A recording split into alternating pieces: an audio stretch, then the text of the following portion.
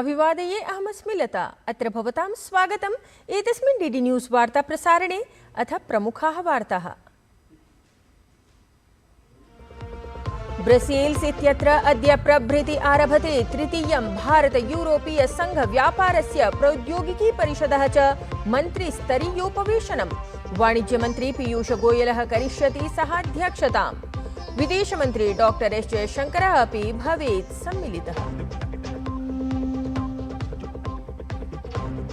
नवदिल्ल्याः भारतमण्डपम् इत्यत्र अद्य स्यात् आरब्धं प्रवर्तमानवर्षीयं भारत टेक्स् इत्येतत् सम्मेलनं। 14 देशानाम् अन्ताराष्ट्रिय प्रदर्शकाः करिष्यन्ति प्रतिभागिताम्। प्रधानमन्त्री नरेन्द्र मोदिनः 5 एफ विजन इत्येतैः प्रेरितः अस्ति प्रमुख व्यापार निवेश नवाचार मञ्चः।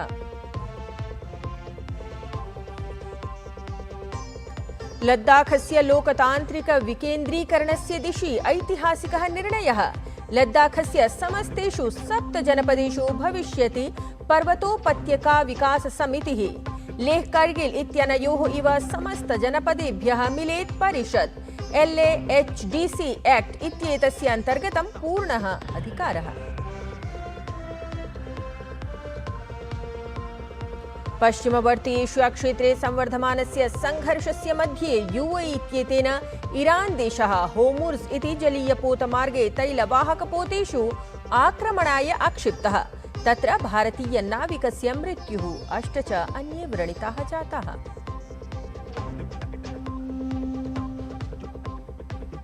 क्रीडावार्तायां भारत इंग्लैंड दलयोः मध्ये अद्य अस्ति त्रयाणाम् एकदिवसीय स्पर्धानां श्रृंखला प्रतियोगितायाः प्रथमा स्पर्धा। T20 प्रतियोगितायां प्राप्तपराजयस्य निध्याय जयाकाङ्क्षया क्रीडाङ्गणे स्यात् भारतीयं दलम्। 6 मासेभ्यः पश्चात् भारतीयदलस्य वस्त्रेषु भविष्यतः विराट रोहितौ। साम्प्रतं वार्ताः विस्तरेण। वाणिज्यमन्त्री पीयूष गोयलः विदेशयात्रायाः प्रथमचरणे स्पेन् देशे तत्रत्यं प्रथमम् उपप्रधानमन्त्रिणम् अथ अर्थव्यवस्था व्यापार व्यवसायमन्त्रिणं कार्लोस कुएर्पो इत्येतं मिलितवान्। तत्र सम्पन्ने समुपवेशने भारत स्पेन् देशयोः मध्ये आर्थिकसहभागिताम् अतोपि दृढयितुं व्यापकचर्चा अभवत्। यात्राक्रमे पीयूष गोयलः अद्य प्रभृति बेल्जियं देशीयां यात्रामपि कुर्यात्। तत्र असौ तृतीयस्य भारत यूरोपीय संघ व्यापारस्य प्रौद्योगिकी परिषदः च मन्त्रिस्तरीय समुपवेशनस्य सहाध्यक्षतां करिष्यति। विदेशमन्त्री डॉक्टर एस जयशंकरः द्विदिनात्मिकीं यात्रामुद्दिश्य अद्य ब्रसेल्स् स्थलं गच्छति। तत्र असौ तृतीये इंडिया EU ट्रेड इत्यत्र अथ टेक्नोलॉजी काउन्सिल इत्यत्र उपवेशने सहभागितां समाचरेत्। अत्रान्तरे विदेशमन्त्री बेल्जियं देशस्य समकक्षैः समं वार्ताम् अपि करिष्यति। डॉक्टर एस जयशंकरः एषा ब्रसेल्स् यात्रा भारत यूरोपीय संघमध्ये संवर्धमानम् आर्थिक रणनीतिक सहयोगं प्रदर्शयति। भारतस्य ऐषमः बृहत्तमे वैश्विक वस्त्र प्रदर्शनी भारत टेक्स् इति अद्य प्रभृति नवदिल्ल्याः भारतमण्डपे आरभते। 4 दिवसीये एतस्मिन् आयोजने वस्त्र स्थिरता प्रौद्योगिकी नवाचार निवेशादिषु अन्ताराष्ट्रिय व्यापार क्षेत्रेषु च भारतस्य संवर्धमान वैश्विक नेतृत्वस्य प्रदर्शनं करिष्यते। एतदायोजनं निर्मातॄन्, निर्यातकान्, वैश्विक क्रेतॄन्, निवेशकान्, नीतिनिर्मातॄन्, अन्ताराष्ट्रिय प्रतिनिधिमण्डलानि, प्रौद्योगिकी प्रदातॄन् च एकत्र आनेष्यति। ऐषमः एतस्य आयोजनस्य तृतीये संस्करणे 7,000 क्रेतारः, 30,100,000 व्यापारवन्तः आगन्तुकाः अथ 20,000 वस्त्रोत्पादानां प्रतिभागिता सम्भवति। एतस्मिन् आयोजने 14 देशीया अन्ताराष्ट्रिय प्रदर्शकाः अथ 11 राज्यानि प्रतिभागितां कुर्वन्ति। प्रधानमन्त्रिणः नरेन्द्र मोदिनः 5 एफ विजन इत्येतैः अर्थात् farm to fibre to factory to fashion to foreign इत्येतैः प्रमुख व्यापार निवेश नवाचार मञ्चः प्रेरितः अस्ति। लद्दाखे तत्र केन्द्रशासितप्रदेशे लोकतान्त्रिकविकेन्द्रीकरणं स्थानीयं स्वशासनं च दृढयितुं महान् निर्णयः अभवत्। लद्दाख प्रशासनेन घोषणा कृता अस्ति यत् केन्द्रशासितप्रदेशस्य समस्त 7 जनपदेषु लद्दाख स्वायत्त पर्वतोपत्यका विकास परिषद संघटनं करिष्यते। लेह कारगिल इत्यनयोः इव समस्त जनपदेभ्यः एषा परिषद मिलेत्। तत्र हि LAHDC एक्ट इत्येतस्य अधिनियमस्य अन्तर्गतं स्वायत्तपरिषदः प्रावधानाय पूर्णः अधिकारः अस्ति। उत्तरप्रदेशस्य विकासगतौ एक्सप्रेसवे इत्येतस्य द्रुततरगामी राजमार्गस्य उपायनीकरणेन नवीनः अध्यायः युक्तः अभवत्। रक्षामन्त्रिणा राजनाथसिंहेन केन्द्रीयमार्गपरिवहनमन्त्रिणा नितिन गडकरी इत्यमुना च सोमवासरे उन्नाव क्षेत्रे लखनऊ कानपुर एक्सप्रेसवे इत्येतस्य उद्घाटनं विहितम्। एतस्मिन् अवधौ मुख्यमन्त्री योगी आदित्यनाथः अथ उपमुख्यमन्त्री ब्रजेश पाठकः अपि उपस्थितौ आस्ताम्। 63 किलोमीटर परिमितेन अनेन द्रुततरगामी राजमार्गः 6 मार्गैः आवृतः साक्षात् Agra Lucknow expressway, Purvanchal expressway, Ganga expressway इत्येतैः द्रुततरगामी राजमार्गैः अपि संयुक्तः स्यात्। सबसे बड़ा काम यह हुआ है, कानपुर से लखनऊ तक हाईवे के निर्माण की मांग लंबे समय से चली आ रही थी और मैं सचमुच आभार व्यक्त करना चाहता हूं अपने सड़क परिवहन मंत्री श्री नितिन जी गडकरी जी के प्रति कि ज्यों ही उनको इस बात की जानकारी दी गई, उन्होंने क्षण भर की देर नहीं लगाई और उसे अपनी स्वीकृति उन्होंने प्रदान कर दी है। लोकसभायाः अध्यक्षः ओम बिर्ला इत्यसौ संसद्भवने न्यूजीलैंड देशस्य ग्रामीणसमुदाय प्रकरणानां मन्त्रिणः मार्क पैटरसन इत्येतस्य अथ तदीयप्रतिनिधिमण्डलस्य स्वागतं समाचरितवान्।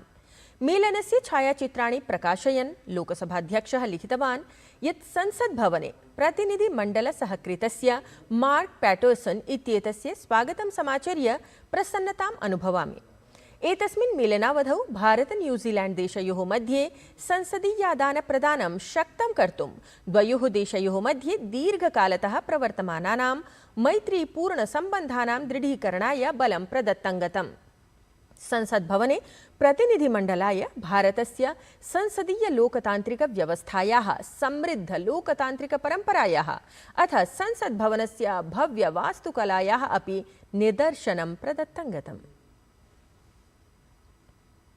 भारतं जापान देशं च अन्तरा 8 रक्षानीतिवार्ता टोक्यो नगरे समाचरितं गता।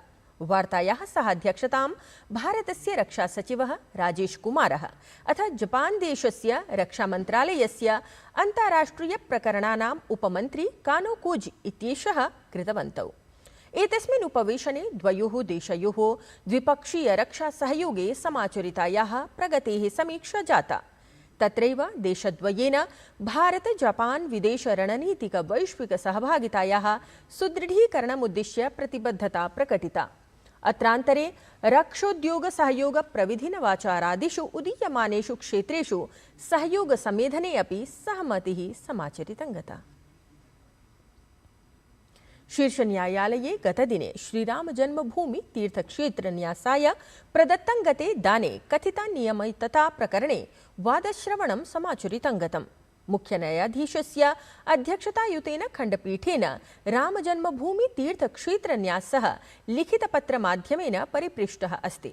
एतदनु शीर्षन्यायालयेन उत्तरप्रदेशप्रशासनं निर्दिष्टमस्ति यत् साम्प्रतं यावत् जातस्य अन्वीक्षणस्य स्थितिसम्बद्धं प्रतिवेदनम् असौ प्रस्तुयात्। ध्येयं यत् प्रकरणे अग्रिमं वादश्रवणं सोमवासरे भविष्यति। तत्रैव पश्चिमबंगालप्रशासनेन रथयात्राम् अथ श्रावणी मेलामभिलक्ष्य बृहत्तमा घोषणा कृता अस्ति।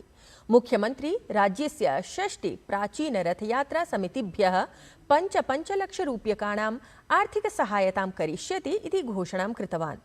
सममेव तत्र 75 पारम्परिकमेलकेषु सेवाकेन्द्राणि अपि स्थापितानि भविष्यन्ति।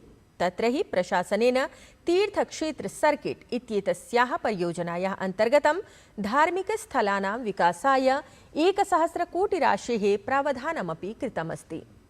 सममेव तारकेश्वर मन्दिरस्य विकासाय 5 कोटिरूप्यकाणि अपि अभिस्वीकृतानि सन्ति। तावत् श्रावणी मेलावधौ प्रति सोमवासरं तारकेश्वरे श्रद्धालुषु उदग्रयानद्वारा पुष्पवृष्टिः अपि विधास्यते। मुख्यमंत्री शुभेन्दुः अधिकारी कथितवान् यत् राज्यप्रशासनेन 3 प्रमुखमन्दिराणि जलपाईगुड़ी स्थितं जल्पेश मन्दिरं, भूटान सीमायाः निकटे स्थितं जयन्ती क्षेत्रमन्दिरम् अथ तारकेश्वरमन्दिरं विशेषविकासयोजनायां समाहितमस्ति, यत्र श्रद्धालुभ्यः आवश्यकाः सुविधाः उपलम्भयिष्यन्ति। तत्र स्थलेषु जनपदप्रशासनस्य अथ जनपदाधिरक्षिकबलस्य सहयोगपुरस्सरं व्यवस्थाः अपि सञ्चालयिष्यन्ते।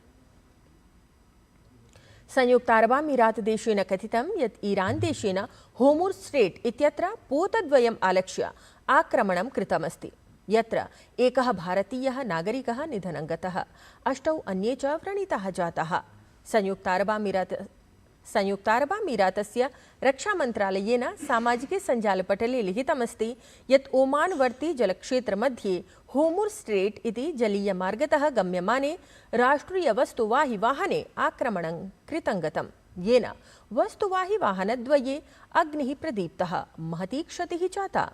तावत् रक्षामन्त्रालयेन ईरान देशेन कृतस्य एतस्य आक्रमणस्य कठोरनिन्दा कृता अस्ति, अथ एतद् आक्रमणम् अन्ताराष्ट्रियविधेः उल्लङ्घनपरं निन्दनीयं कार्यं च प्रतिपादितमस्ति। देशस्य अधिकेषु राज्येषु दक्षिण-पश्चिम-प्रावृट् अधुना सर्वथा सक्रिया अस्ति। ऋतुविज्ञानविभागेन जुलै मासस्य 16 दिनाङ्कं यावत् देशस्य अनेकेषु भागेषु अत्यधिकवृष्टेः सम्भावना प्रकाशिता अस्ति। ऋतुविज्ञानविभागस्य सूचनायाः अनुसारं प्रशासनं सर्वस्थानेषु अवधानं करोति अथ यथायथं व्यवस्थाः परिकल्पयति इति अवधातव्यः विषयः। क्रीडावार्तायां भारत-इंग्लैंड दलयोः मध्ये अद्य 3 एकदिवसीयस्पर्धानां श्रृङ्खलाप्रतियोगितायाः प्रथमा स्पर्धा अस्ति। अत्र प्रतियोगितायां भारतीयं दलं T20 प्रतियोगितायां प्राप्तपराजयस्य निध्याय जयाकाङ्क्षया क्रीडारणे स्यात्। विराट् रोहितौ 6 मासेभ्यः पश्चात् भारतीयदलस्य वस्त्रेषु भविष्यतः। एतेन सहैव एतद्वार्तासंस्करणम् अधुना सम्पद्यते। अभिनववार्ताभिः सह पुनः उपस्थास्यामः। तावत् शुभं भूयात्।